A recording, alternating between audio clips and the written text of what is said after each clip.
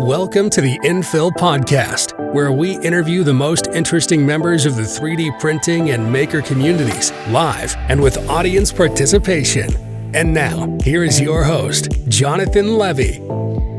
Greetings, everyone. Welcome into the studio. I'm so happy to have you guys here, and I'm happy to have today's guest, who I'm going to introduce in just a quick moment here. But really quickly, let me go ahead and thank our first sponsor of the episode, which is Octo Everywhere, which allows you, as you may know, to check on all your printers throughout the world. You can see I'm currently not printing anything, but the beauty is over the weekend, I'm just going to load up all the filament in all my printers and send off all the prints. And Octo Everywhere's AI will monitor it while I am out with family. So that is awesome. Link in the description. It's free for your first printer, but you can also get a $25 credit. On to today's guest. Today we are joined by a friend of mine, Yuto Horiuchi, who manages to be everywhere, honestly, and knows everyone in the 3D printing industry. But I think he's most well known for organizing the Japan RepRap Festival. We're going to learn all about how long he's been in 3D printing, how he knows so many people, and just some interesting stuff about the scene in Japan. Yuto, welcome, my friend. How are you?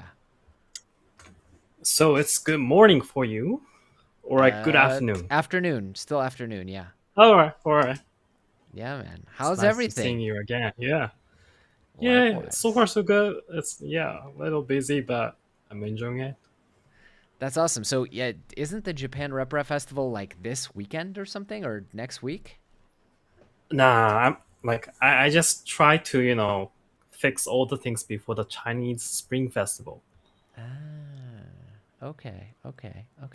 Because I know you managed to convince a lot of content creators to go to Japan. Let's take a step back real quick, though, and tell us a little bit about yourself, how you got into 3D printing. I know you're an engineer.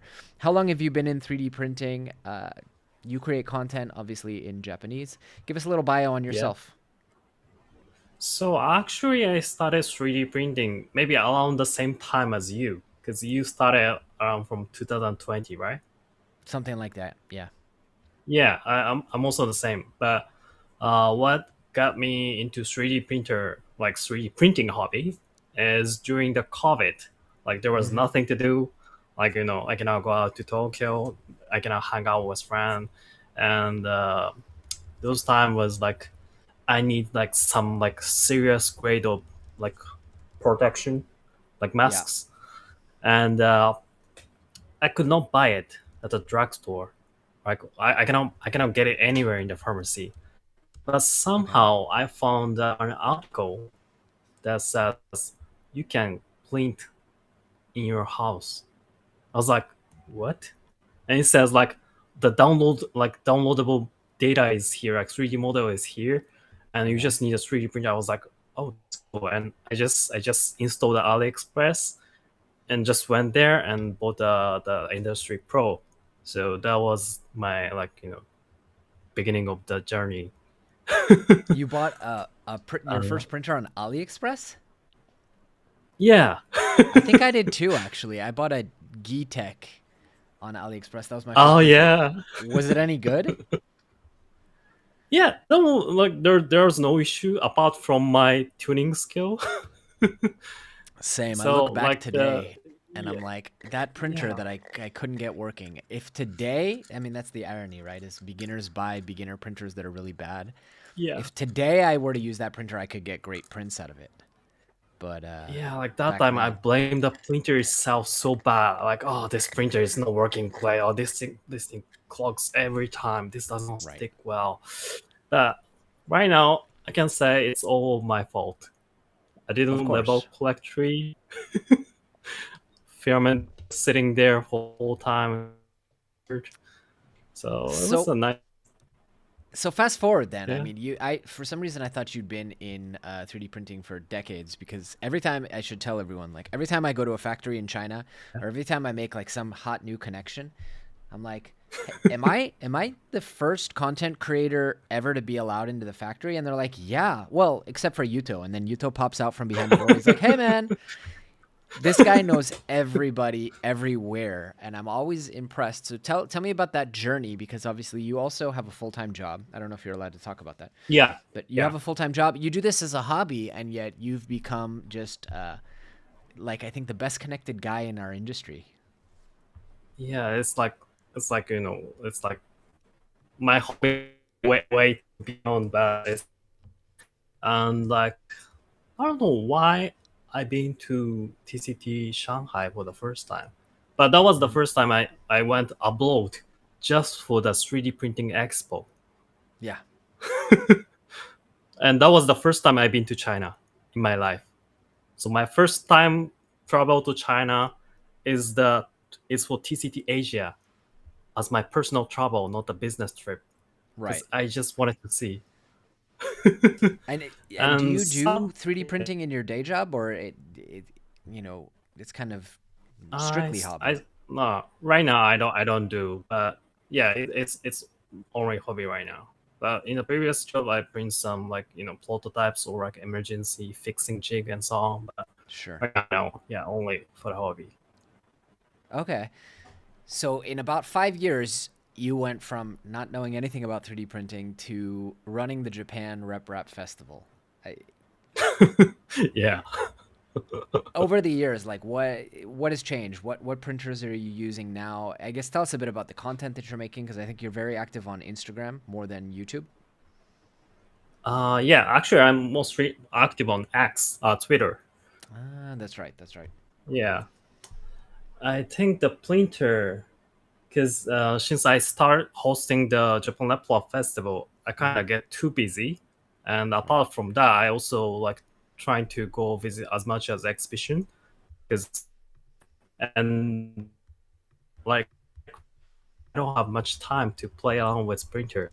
So I Really? say less time with DIY printer, to be honest with you. But I still like it.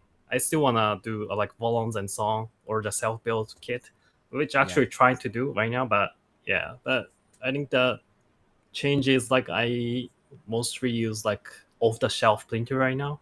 Right. Right. Now I want to ask you about the scene in Japan, as Yeah, probably the person to ask about it. A year ago, before the Nikon deal, where Nikon got into metal 3D print my camera, right, and all my consumer electronics and stuff like that, I was like, where is Japan? Because Japan has been in imaging for literal multiple decades and leads the way in 2D printing, right? You have Canon, you have yeah, a lot of these Japanese companies. And in 3D yeah, printing, yeah. Japan is just not present. And I don't understand why. I mean, now that's not true because Nikon, right, is entering. But what's going on in Japan Yeah. that 3D Consumer printing is taking printer. so Yeah. long to come in?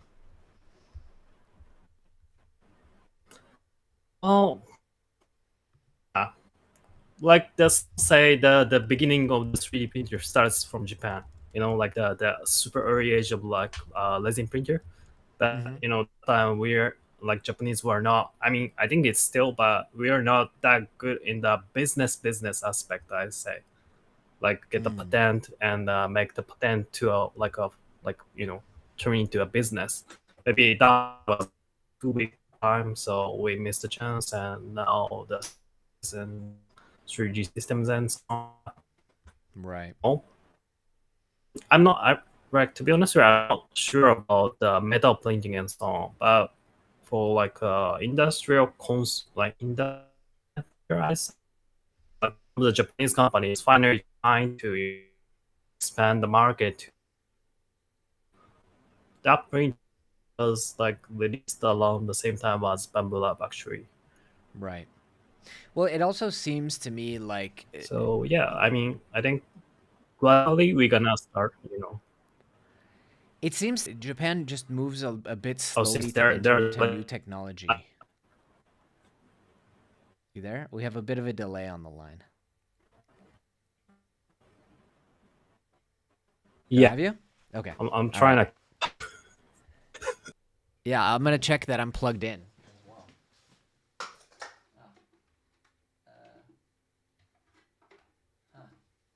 Well, I wasn't plugged into copper, but even the Wi-Fi here is supposed to be fiber, so it should be really, really fast.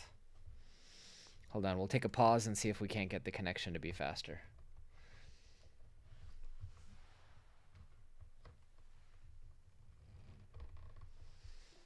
All right, are you there?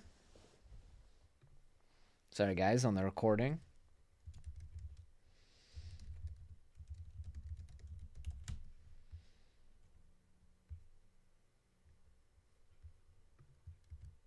I think we just lost Yuto.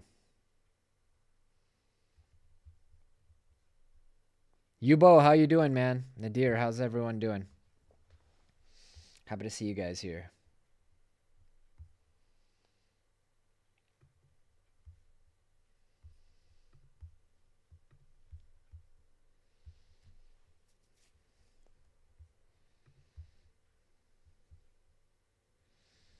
We'll cut this out later, but for now, you guys get just me.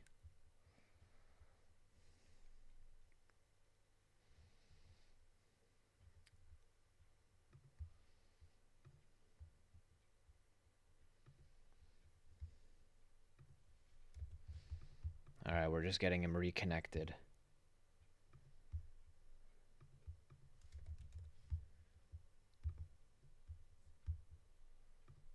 All right. Are you back? You're back. Yeah, can you hear me? Yeah. Okay, finally. It's better connection now, seems like. You're not blurry, so that's a start. So what we were talking about? Just that I Japan's think Japan, like, kind of takes a while to get into new technologies, potentially. Oh yeah, Yeah. and I've been seeing like a lot of like company now merged into like joint company in the other country. But is RepRap big there? I mean, is the community big? I think it's I think I say I started at the right like a very good timing Right. Right. because last year is like even though the bamboo started selling in Japan, but maybe the initial was like like gradually people knowing, oh, bamboo is good, and I think last year was like more like a booming up, and a lot of printer getting into 3D print more, and I start like I think JLRF was at the right moment, Yeah. and yeah, I see a lot of like people just started 3D printer, that kind of people as well. Right. It does seem like a Not that lot super more people hardcore, are right? coming in to 3D printing in general.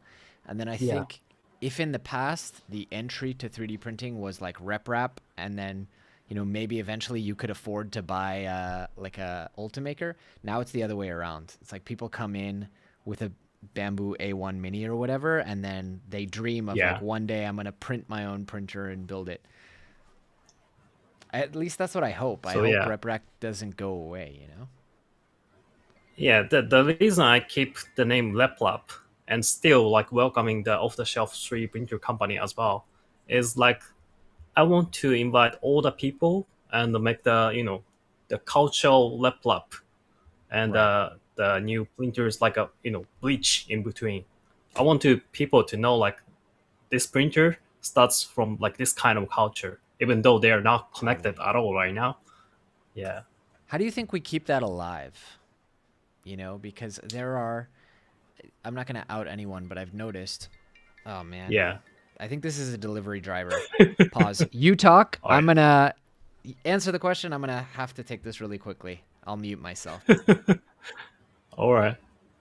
Here. So how am I gonna connect the laptop and the new printers? Hello.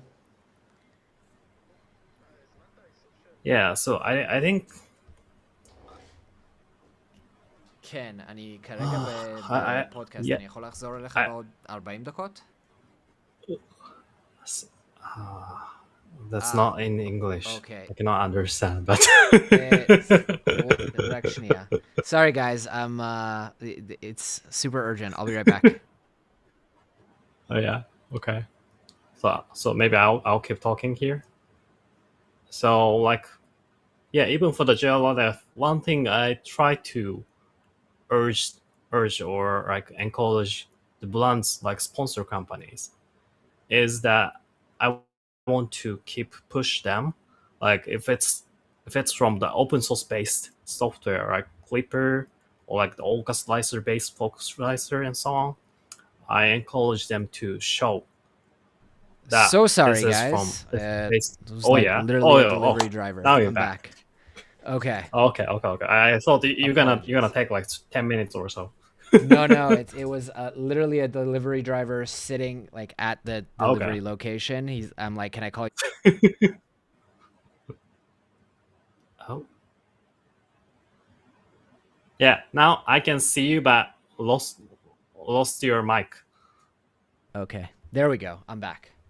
Oh yeah. And Sorry, guys. I just wanted to try like how I can keep the laptop culture and off the shelf printer and so on. So one thing Yes. I'm trying for the Japan Laptop Festival is like if the software is based on the open source, I encourage them to show that it's based on Clipper or like based on Orca Slicer, something Right. like that. And if they haven't published yet, I told them like just tell them when you guys gonna release it, because like they don't have to publish it right away. The Plybit fork, once they tidy up, they just have to publish it. At I least also that wonder though if it's at about least that point like I can. Yeah. ingraining people with the culture, right? It's like, so I studied sociology in college, right? And like, how do you take people who are outside of a Hmm. culture and like indoctrinate them with the culture, right? Because a lot of these people coming in have no context. They Oh don't know that they should yeah. demand from Elegoo this open source thing. So it's like, in my mind, it's about education of like, this is where we came from and this is what's expected, you know? Mm. So But what I would be want, the best way in the way you think? I, I mean, I see it through my lens, right? Like where if all Uh-huh. you have is a hammer, every problem seems like a nail. So to me, it's like I love when I see content creators calling out these companies and saying like, Yeah. "Hey, just so you guys know, this product is in violation." And I think we have to Mm. continue beating that drum. And I think Yeah. it's super easy for these companies to go, oh, but our users don't care about that, right? It's like purists. These content creators Yeah. are being purists. Yeah. So actual people reaching out and saying, hey, no, I bought this product and I want the source code. I'm entitled to Yeah. it. Um, Like I but don't post much on social media, to be honest with you. Like if the company is like violating the license, I don't talk much about on social media. But what I do in behind, like in the background, is I talk with those companies people, that the contact person I talk to, and urge them like, same. hey, maybe you're not familiar with that, but this is actually open source space, so why you haven't published it?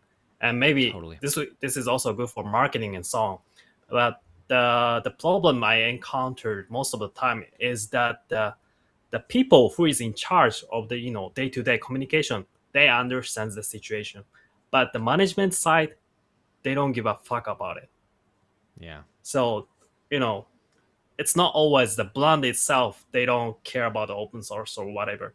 Just some higher rank Right. people in the company, they don't really care about it sometimes. So Yeah. like, just this is just my understanding. There's also like, there's two things, right? One is like, okay, keeping the open source software alive and stuff like that, which I think is what we're talking about now. Yeah. But there's also like, how do we keep projects from dying, right? Like in a world where you can buy a Mm, really good printer for $300, who's going to buy a yeah. Voron and who's going to build their own printer? And I think like the way we do that, number one is well, I think there's one way, right? Which is if those projects keep innovating in ways that Mm, are not yet available, right? From mm. I'm struggling to think of an example, but like beacon probes, okay, that came It, out of open it's like source. there's a bunch of Prius and Teslas, but still we have Ferrari, Lamborghini, and so on. Something Totally. like that.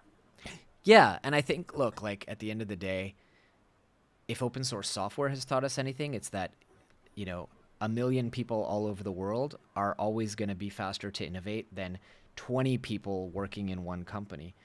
And so how do we get those million people to do it? And if we can learn of open source software, which is like Yeah. people are expected to just do it for free, I'm always beating on the drum of like, we really need to support designers. I don't know why my camera froze, by the way, but we really need to support designers. If you're getting value out of a Yeah. project, then support the designer and, you know, send them Yeah. or subscribe to their Patreon, because you cannot Like buy expect me a people. coffee or whatever. Yeah. Yeah, because I don't think you can expect people to work for free indefinitely and continue to develop things and innovate. And I just don't think it's sustainable. Similar to my camera Yeah. connection. I don't know what happened here.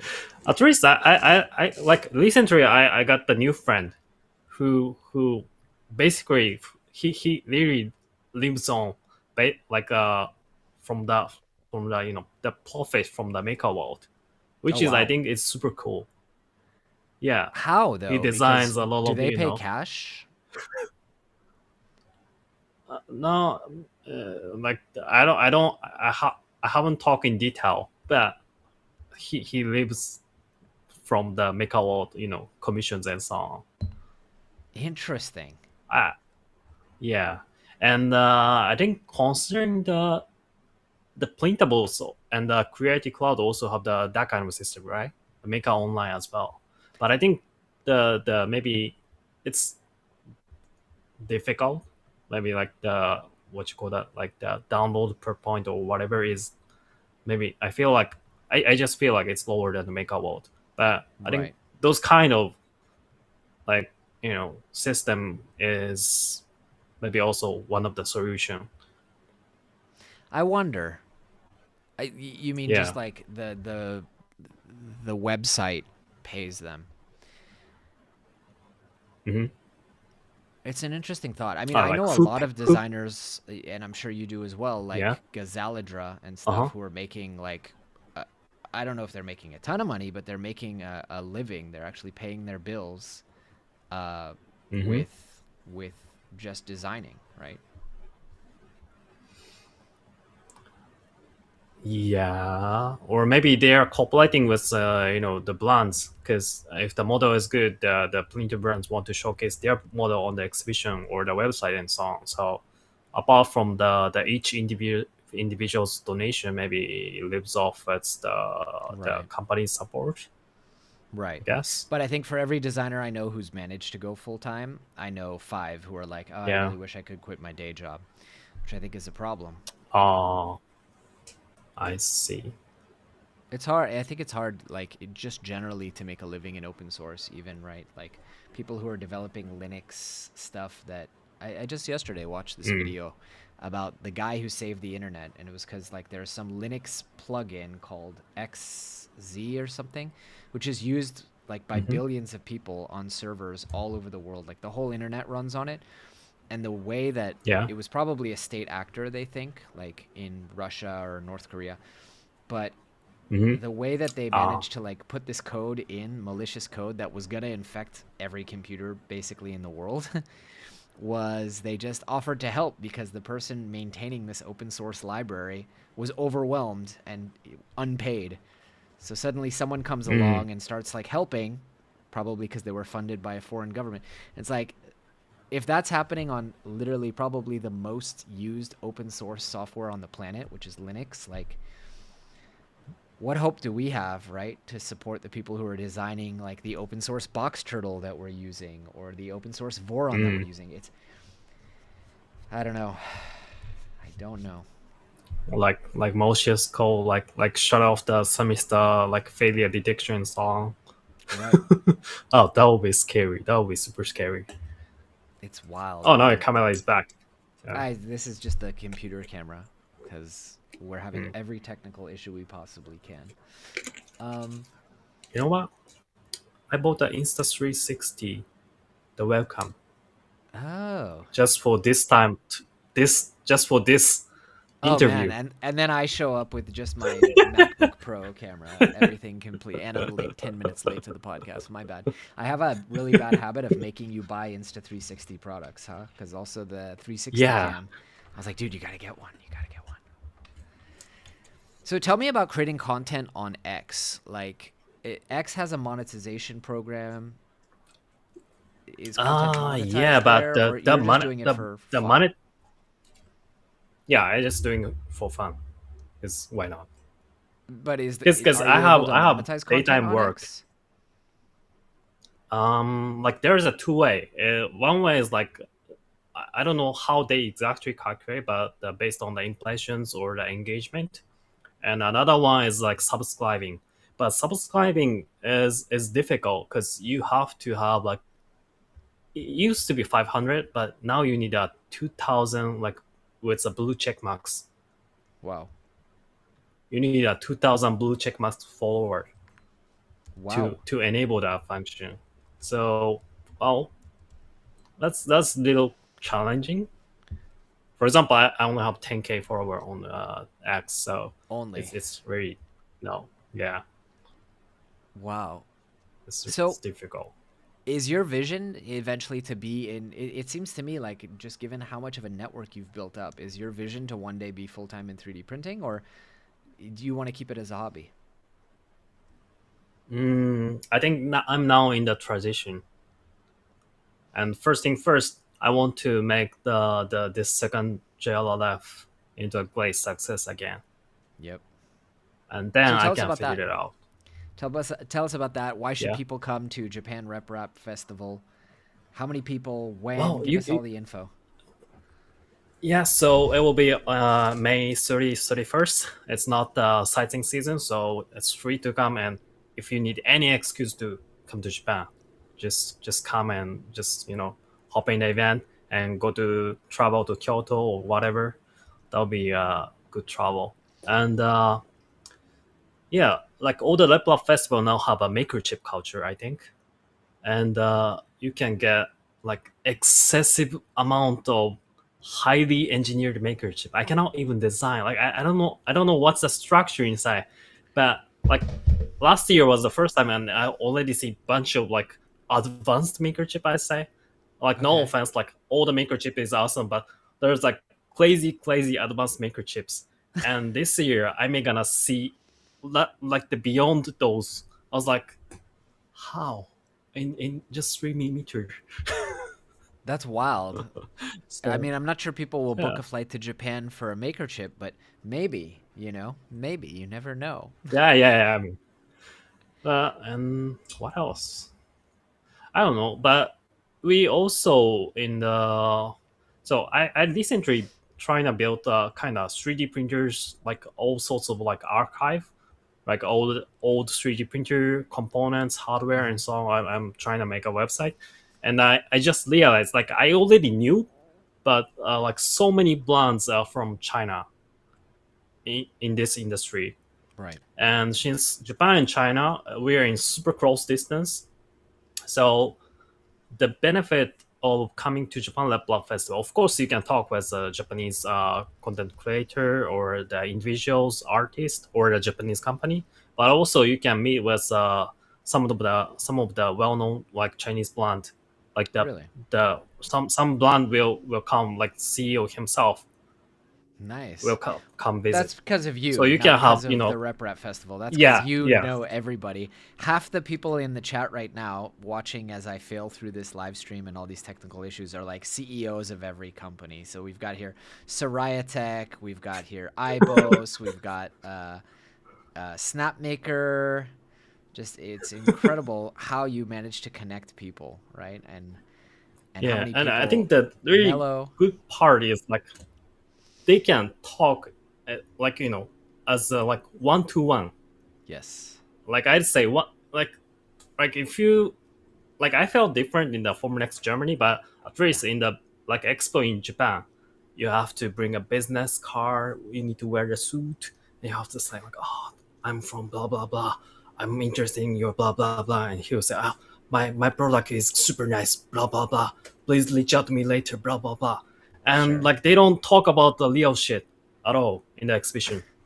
But for example, in the JLLF, maybe if you ask a serious question, they themselves will just answer it right away. Actually, our product is weak in that point. We have that problem, but Okay. we are trying to figure out how to improve. I think this kind of top like conversation like is like you cannot get it in any normal daily basis conversation. I think That's cool. if you send an email to Blunt, they will not gonna reply in that way. Sure. But it's offline event, so that's I think one of the interesting benefit of the offline event. You can talk with them any topic. That's very cool. Very, very cool. And let me ask this. Do you have any tips or suggestions for anyone who wants to start a RepRap festival? Because it's really quite impressive what you've built in a very short amount of time. Like, I imagine it wasn't easy right, to get the JRRF to where it is today. Actually, I burn out after that. I felt like, what am I doing? Of course, it went quite a good success, but after that, I felt burnout. Like, even like now, I felt still a little, but I will just go So through. the tip for folks considering starting their own RepRap festival, maybe don't. No, I think the tips is don't try to do everything by yourself. This is the tips that you should remember. This is the best tips. Don't try to do everything by yourself. Oh my gosh.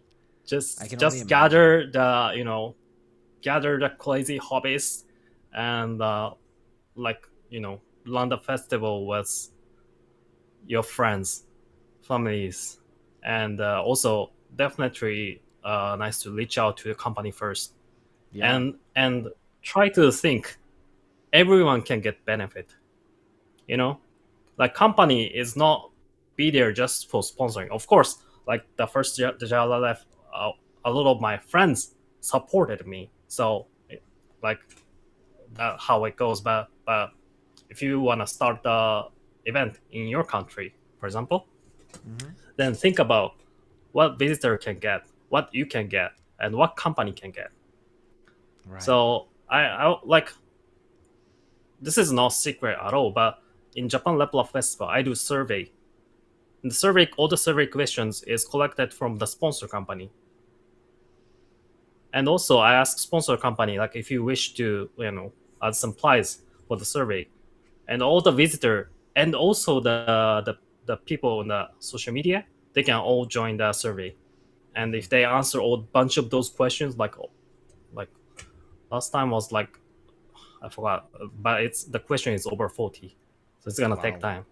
But if you answer it, I will select the winner from it, and people can get relatively super high ratio of winning chance, of course, because there's a bunch of filaments, 3D and accessories and so on. So visitor is happy. Of course, they have to spend some time to answer survey, but visitor is happy, and the company, they're also happy because it's not easy to get a bunch of response for even one specific question. You cannot get 700 answers. Wow. Even if you put the price as a printer and so on, I think it's really difficult to get. That's a very smart idea for folks who want to really make it a win-win-win. Nice one. So, like, at least for Japan, I'm doing it. But if you're in the other country which don't have a RepRap festival, and there are some 3D printer distributor in Blunts already, then I think this way is a good head start. Totally. I don't really care about how you're gonna handle all of these, but this is just an idea. I think this can give everyone That's a win-win-win. really brilliant takeaway. Really good. Yeah. Which brands are supporting? We should give them a shout out. Which brands are supporting JRRF? Last year? Well, in May, unless you still don't have your sponsors lined this up, May. My friend. Well, like it's not 100% fixed, but the blunts who commenting in this live stream, we're gonna be highly likely join this time. Awesome. And also, like last year, because it was short notice, some blunt could not join because they are like already fixed plan and so on. But this year, I managed to convince some printer brands to join themselves. Even though they have a distributor, I think it's nice to talk with people by themselves directly. That's actually a good reminder. Speaking of open source 3D printers, let me quickly thank Soval who is this episode's sponsor as well. So Sovol makes open source 3D printers which are affordable, which are high quality, and which are open source, both hardware and software. You can check them out using the link in the description. I personally have most of their machines, and you guys know me, I sell machines pretty quickly if I don't use them. So I have the SV08, the SV0, the SV08 Max, and the SV06 Ace, and they're all fantastic machines. And especially if you want to tinker, if you want to upgrade, if you want to use that printer as a basis for, you know, a multicolor system or a tool changer, it's just a great starting point. So I highly recommend them. Link in the description. And thank you to Yeah, they Soul. have like whole step file on the GitHub, right? Yeah. Not just that, like people have uploaded Yeah, like it to Onshape. like there's some level of open source. Like if like some company says open source and only open source, like you have to Drawings. compile it by yourself, that kind of code only, or it's like ready to use software, but not the hardware. But yeah, I think Sovo is right now iconic. They put all the data. Yeah, all of it. You can just go on Onshape, search public files, and there's a full SV08 or SV0, all of it. It's awesome. So big credit to them. What are you excited about in 3D printing? What do you think is coming down the pike? I mean, obviously you have access to a lot of interesting stuff. You're in China a lot more than I am. So what are you excited about? What do you see coming in the next 5 years? Well, actually, I don't know what's gonna come in 5 years, but I hope like not only filament machine but also the resin machine. Yeah. Because still the resin printing is actually like I have one machine in my house, but I don't use it at all. It's not because the machine is bad. It's just toxic and smells super bad, and I don't wanna mess around my hand with resin. But I hope some company will gonna do it. And oh yeah, I just saw it today. No, yesterday. I saw that Creative gonna do like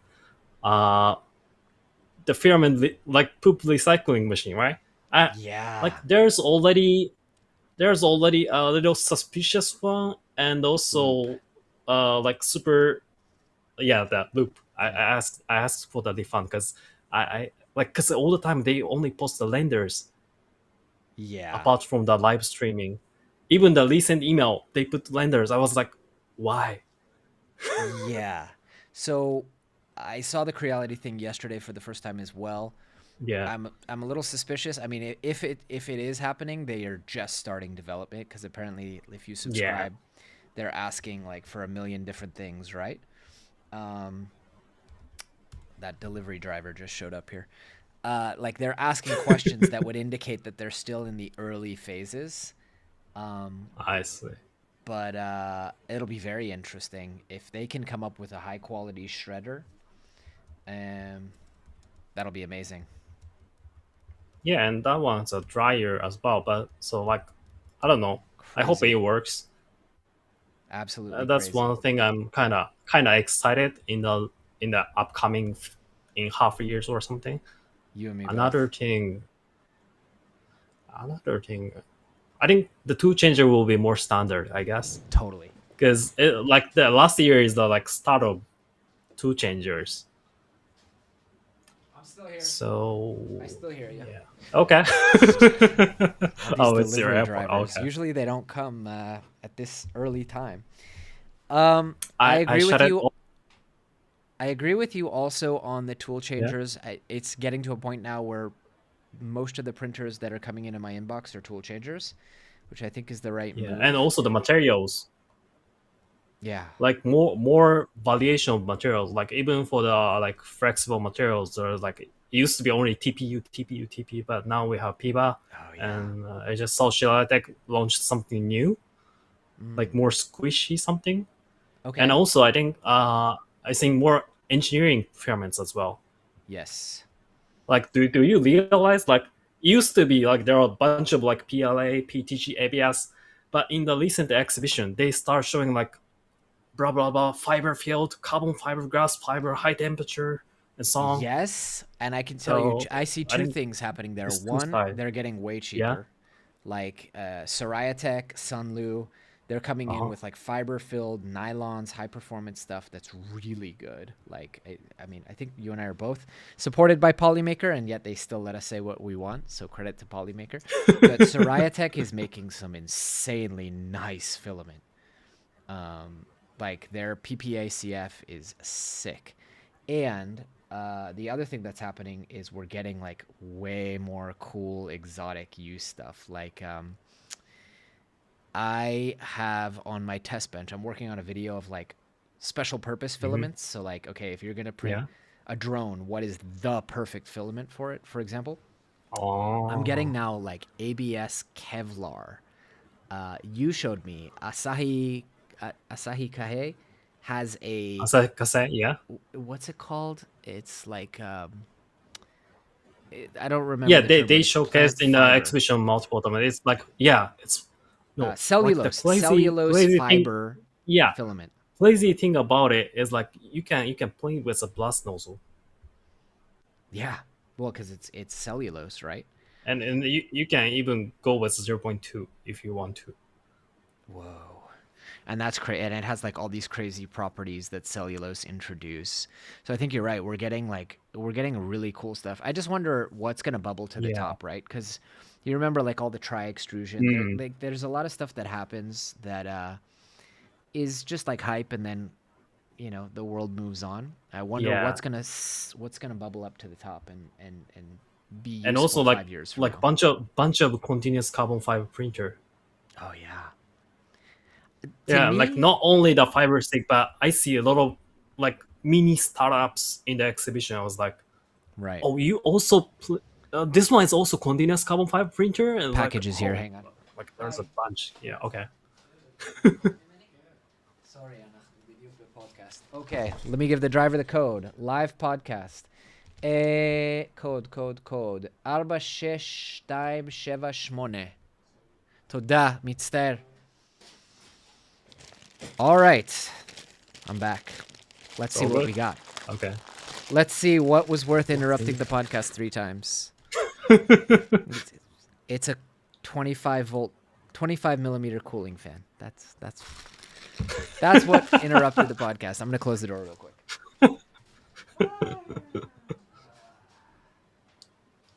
I hope he purchased like a very good fan. Yeah, and sending the delivery driver like probably costs 3 times more than the fan itself. Joy. Yeah. I'm but with yeah, you like, on that, like and I think that, that the recycling thing is going to be very interesting. Sorry, go ahead. Yeah, but like exotic filament, one thing I struggle is difficult to load in. For example, like PPS, PPS, they're so fragile. So fragile. And usually you cannot load in from like multi-material box. You have to open the top and like specifically place the Not even just that. You're not going to believe extra. this. Like, you know how I told Vin this over at Sorayatech. You know how the Nextruder has that huge gear? And the reason it's so good with flexibles, the Prusa Nextruder, for those who don't know, the reason it's so good with flexibles is it actually bends the filament as it goes in. So it's like the contact is like not like this, it's like that with the filament. That's so flexible. I mean, that little bit of flex, this filament is so rigid that when you load it, even if you completely loosen the extruder gears on the Nextruder, which you can do, you just hear it, and as it loads, it goes crack, crack, crack, crack, crack, crack, crack, and it just breaks the filament as it's loading in. So I had to print that on a normal extruder. I actually printed it on the Snapmaker U1, but that was the only filament I've ever found that couldn't print on the Nextruder, actually. Okay. All right, here's the $25 fan. It's like What are you a gonna do with $2 this? fan, $24 delivery. Are you gonna put on the hot end or something? Yeah, well, I'm gonna try. I'm upgrading the Horiuchi Alchemin to actually print peak because I have a pre-production version that doesn't work that well. Okay. Apparently, they are shipping the Kickstarter production versions, which are better, but they didn't offer me a new hot end, so I'm gonna upgrade it. And heat creep is a problem at 450 degrees Celsius. Oh, So you need like a really good fan, which this isn't. So Soval sent me one of their fans because their hot end fans are freaking phenomenal. And I'm going to use that. Oh. I don't know if you know this, but do you know how hard it is? We're now just in the friends catching up portion of the interview. Tell me if you have to go. I totally understand. Do you know how hard it is to find a 25, 15, 24 volt fan? Oh, well, it's first time to see this one. Right. They're all 2507, is it- 2510. Uh-huh. It's good. Why you have a bunch of fun in your backpack? Because I went to pick up the package.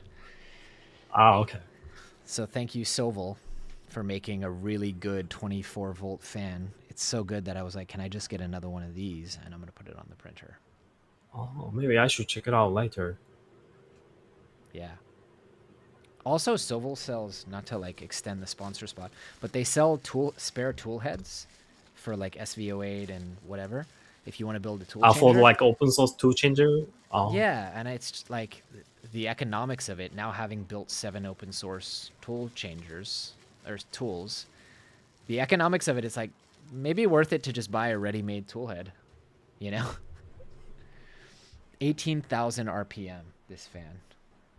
Yeah, I'm pretty sure. It's phenomenal. It's pretty good. Phenomenal fan. Maybe I should get Yuto- one for VZBot. Yeah. Yeah, I was just going to say, what projects are you working on, Mr. RepRap Festival? What are you building right now that you're excited about? Well, I just bought the Audio's Micron Plus and Metal VZBot. So like, even though I play along with like Chidi, Bambulab, Creality, what else? Like those off-the-shelf printers, but I still want to, show the DIY printer, so I just bought it. Yes. And I'm in the process of building it, but I don't recording at all. But I will just showcase it. And this is one of the cool stuff I printed. I printed on SnapMaker U1, but I knew before you even said. the cool part of this one. Do you notice? So the SnapMaker is 4 colors, right? How many Yes. colors do you see? 6? Yeah, more than 4. Yeah, I did a video about this. So it's only 4 on one at the same layer, right? Yeah. And then you change Like, one of the filaments. Yeah, like I just use the Bumble of CMYK filament, and like this is like good enough, coloring. If you look in detail, like maybe it's a little ugly, but this is 0.2 layer. That's not what I and thought. oh yeah, like green is not existing in the lineup. Purple, red. I don't have the I get red it. filament on SnapMaker. Because So you can, this is like by the 2D, way, 3D. I see what you're saying. How did you slice that? I'm like, I just sliced it and it came out and I noticed it. I was like, oh, this is like 3D Hue Forge.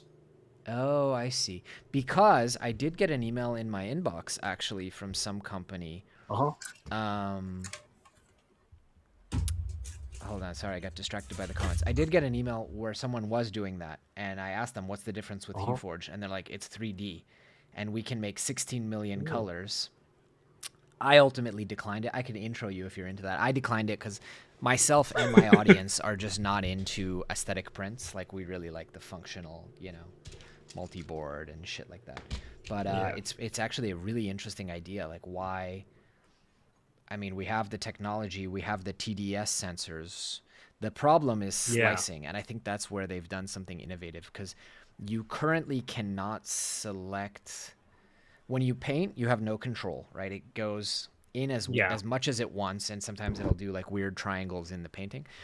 And there's no way currently to say outer perimeter, if you have 4 perimeters, outer is white, inner is this, which I brought up in a recent video. It can't be hard. It's just, one of those things that needs to get done, like bricklayers. What do you find yourself printing the most? Actually, I don't remember. This is the recent one, and other than this, I don't remember what did I print. I just print the parts for printer recently, Basically, yeah.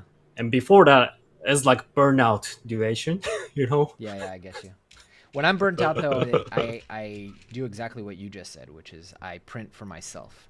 So at the end of the day, like 4 or 5 o'clock, when I'm just like, oh, I don't have energy to work anymore, I just play with my printers. Like, and I think here's Yeah. another pro tip, since this episode has been a mess from my side. You've been great, but let me share some value. So for people who actually stuck Yeah. around with all my issues, I think it's really important, especially if you're doing this as a job or like you, right? You have, I mean, it's your hobby, but also you're responsible to people, sponsors, and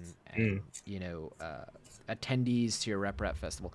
It's really important to have things that are just for you, right? And like for me, it's I love to print stuff for my little boys, and I don't film most of it, right?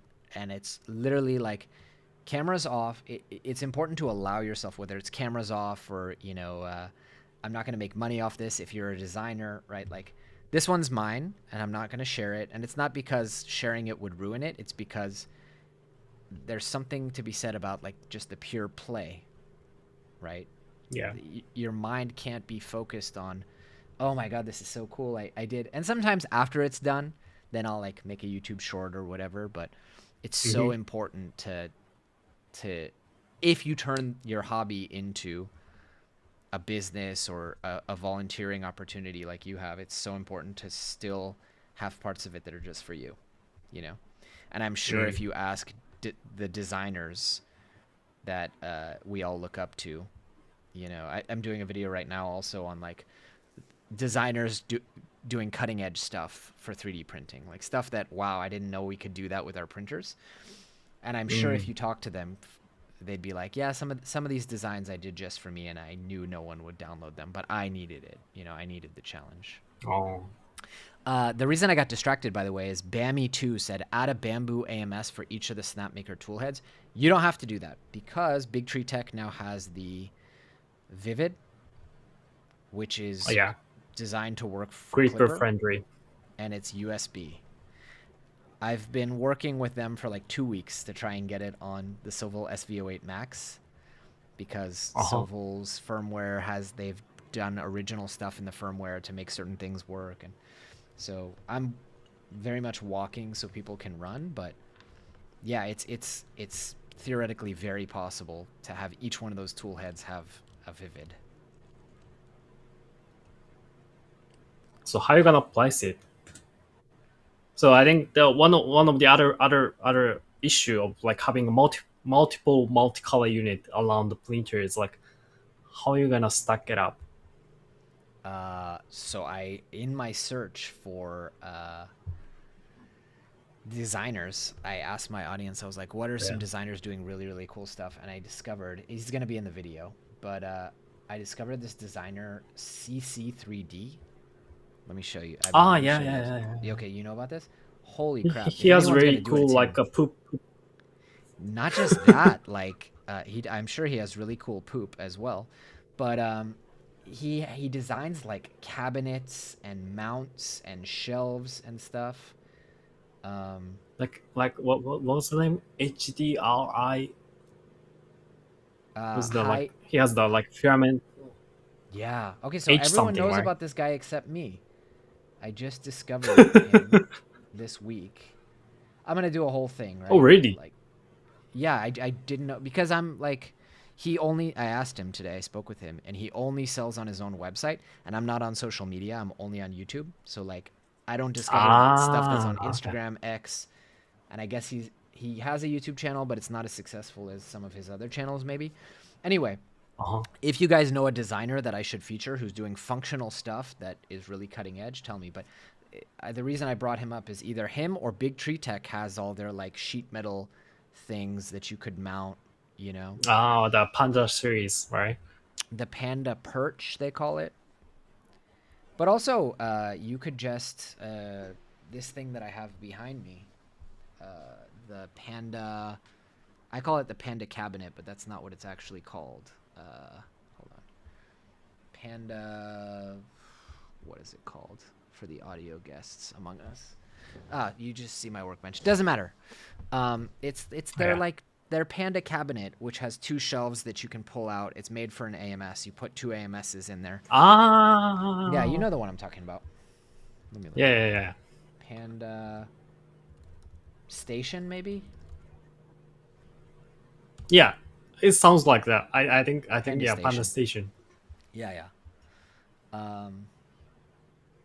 No, the Panda Station is the one that goes on top. Or no, Panda Station and Panda... Huh? They gotta... The names are confusing, okay? Like Panda Diaper, I know what that is. But what's the difference between yeah. Panda Den and Panda Station? To me, Panda Station... That is the small one, right? I think. Yeah, but I don't know. Whatever. I love the products, don't get me wrong. Like, Yeah. I use the Panda Station around the studio and stuff. Another person who could do it, which I also need to put in this video, is God, what's the guy who does the core box? You know about this? Voxel 3D NL. Oh. Yeah, he's got some crazy stuff, like printable boxes for index and stuff like that stores like 7 filaments. Yeah, really cool shit. We're coming up on time. What's your favorite printer right now? Because you, like me, get to test a lot of cool stuff. What's your go-to? Still, I think Bumble Up is Yeah. I can get it right away. So I think I say Bumble Up I'm right now. surprised that you don't say the tracing. U1, because you were one of the early U1 testers as well, right? I mean, U1 is really good, but I cannot get it tomorrow. If I recommend some people, they cannot you get mean it what's like within 2 available right days. now? No, I'm saying in your Yeah, studio, including based on what you availability. have and the printers you're allowed to talk about. Like, if you just need something to print right now, what printer are you sending it to? I think U1. U1. But I really need a dryer all the time. That's Yes. just one pain point. But other than that, it's super nice, stable, Yeah. and multicolor. Just finish it off like super quick. I haven't measured if it's really actually 5 times faster, but it's just fast. I have this And you will nasty surprise habit, this. though. How only few poop you will get. It's like that's super nice. I have a habit, though, of like, if it's not multicolor, I don't even think of the U1. I'll just send it to one of my Prusas, right? Which I guess is a good habit, because I only have the 2 U1s and I have like 5 Prusa machines. Other than multicolor, I think I use Chidi Really? these days, like ABS CF 25. Yeah. Chidi's good with the engineering Like if I want to materials. print parts for So like these days I'm trying to get myself comfortable in the engineering filament. So I'm playing on with Chidi nowadays. What's your go-to filament brand? Availability Polymaker is really nice. Yep. And Shirayatech, I think they're also expanding our they're not for color variation, but the types of filament are expanding. So I think it's nice. Yeah. I mean, only the point I say is based in Japan market. Because if I cannot get it, I cannot recommend. So here's for my thinking lately is you have 2 groups of filament manufacturers, or in my head you have 2 groups. I mean, you have a lot more. You have like cheap garbage, but I try not to print that. In my head I have the reliable, not as fast to innovate, like takes years to come out with a new formula, but just reliable every day, every batch across 5 years is always going to be the same exact color. For that, it's Polymaker, right? PLA, PETG, ABS, ASA, all that, I'll use Polymaker. For the innovative stuff, where it's like, I want this cutting edge thing, or I want this thing that's not, going to be produced at scale, it's not going to be worth it for someone like Polymaker to make. So like a PEC CF or a PPA CF, although now they make PPA CF. So for that, 3D X Tech, phenomenal, and Shirayatech, up and coming. Oh. But let me know also. I feel like some part of the filament of like Chidi, Kexalt, and Fuslock seems like, to me, it's kind of looks identical. When I see the what you call that, the material sheet and so on. It's like the format is Yes. exactly the same, and the characteristic is almost identical. It was like this OEM. Like I Kexel sometimes does wonder. a lot of OEM manufacturing, from what I hear. Oh. But you know what's funny is all of my secret on the ground sources in China are the same as your secret on the. I mean, you know everyone I know, and then some. If I ever need scuttlebutt, I just ask you, and you're like, "Oh yeah, tell me exactly what Xi Jinping had for breakfast this morning." Yuto, where can people reach out, support you? Where are some websites that we should give people to check out? I want to make sure they follow you. We'll put links in the description, but for people listening on audio only. So, yeah, I'm mostly on the Twitter X, and other than that, it's all the same. I think sometimes on Discord, but Discord is like there are too many servers, and I cannot catch up the notifications. So Twitter is X is the only place I'm mostly hanging around, and like I'm more than happy to have chat anytime. Like you can just send me a DM if you want, if you have That's any awesome. questions. Like just reach out to me. Like people saying like, oh, now you have a 10K followers, so I cannot send you a DM, right? I was like, why? Just send it. I It don't doesn't get it. allow? Just send me. You know what you should do if you want to get into full-time being in this industry? I just thought of a really good idea, which is I have a friend, this is totally off topic. I have a friend who's actually starting a business helping people source. Like he grew a big Amazon business and he got really good at finding high quality manufacturers. So he's starting like an agency, whatever. And I just realized like you could probably make a living just consulting people on finding the right connections in the 3D printing industry. Like hire me as a consultant. I'll make sure you get to the right factory that's going to make every component in, and I'm going to get you the best prices because I know the guy who owns the factory, and that'd be a cool gig for you. Plus you're in China so much anyway. Yeah, that can be something Interesting idea. which I already do sometimes. Yeah, there you go. Or content creators, right? Yeah. Like someone wants to go to China. Hey, Yuto, I want to get, access to a factory to record. You can connect them and then charge a brokering fee or something. Yeah. All right, my friend. Well, I hope you have all the success in the world with the RepRap Festival. Guys, check out the links in the description to check out Yuto and support all the cool stuff that he's doing for and in the community. And be in touch, man. I hope to see you sometime soon in China or elsewhere. Yeah, like are you gonna go TCT Asia in March? I'm trying to get an invite or trying to find someone who wants to Okay. pay for my flight. So, fingers crossed. Let's talk about it. Yeah. Yeah. All right, brother. Take care. I'll see you soon. Yeah. See you. Bye, everyone. Sorry for all the technical difficulties. See ya.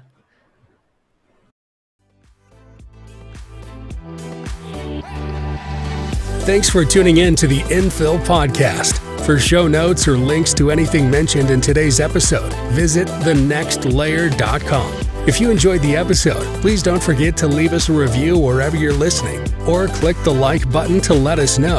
And consider subscribing to The Next Layer on YouTube so you can tune in live and participate in the next conversation. We'll see you on The Next Layer.